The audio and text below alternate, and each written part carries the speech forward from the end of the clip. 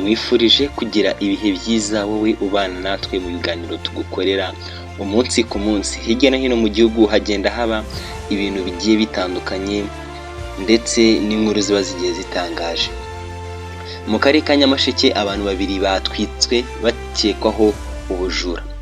Abaturage babiri mu karere ka Nyamasheke batwitswe na bagenzi babo babakekaho kwiba amafaranga y'u Rwanda 420. Ibi byabereye mu mudugudu wa Gisenyi mu kagari ka Karengera umurenge wa Kirimbi ku itariki ya 19 Nyakanga umwaka wa 2025, ndetse aya makuru aza kumenyekana bukeye bwaho ku cyumweru tariki ya 20 nyuma y'uko umwe mu batwitswe agiye kuri RIB agatanga ikirego.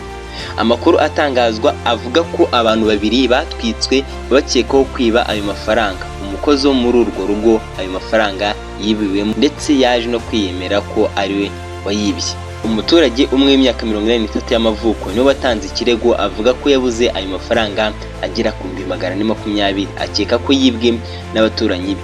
Abaturage bo muri ako gace bahise bafata abakekwaga kwiba ayo mafaranga babatwikisha umunyururu w'igare bari bacaniriye bashaka kwemeza icyo cyaha ku ngufu. Mu gihe umushumba wo muri urwo rugo yemeye ko ari we wibye bitewe n'uko bamusanganye 200, andi yemera ko azajya akora ayishyura. Umwe batwitse yagiye kwivuza ku kigo nderabuzima, agezeyo aryumaho ntiyagira icyo avuga. Mu gihe mugenzi we yagiye kuri sitasiyo ya RIB ikorera mu murenge atanga ikirego cy'ibyo yakorewe. Umunyabanga nshingwabikorwa w'umurenge wa Kirimbi Habimana Innocent yavuze ko ayo makuru bayamenye ari uko igihe cyo gutwika abaturage hari abantu benshi bari bahari ariko banze gutanga amakuru. Uyu muyobozi yibukije abaturage ko hari inzego z'ubutabera zishinzwe gukurikirana no guhana uwakoze icyaha, bityo ko badakwiye kwihanira.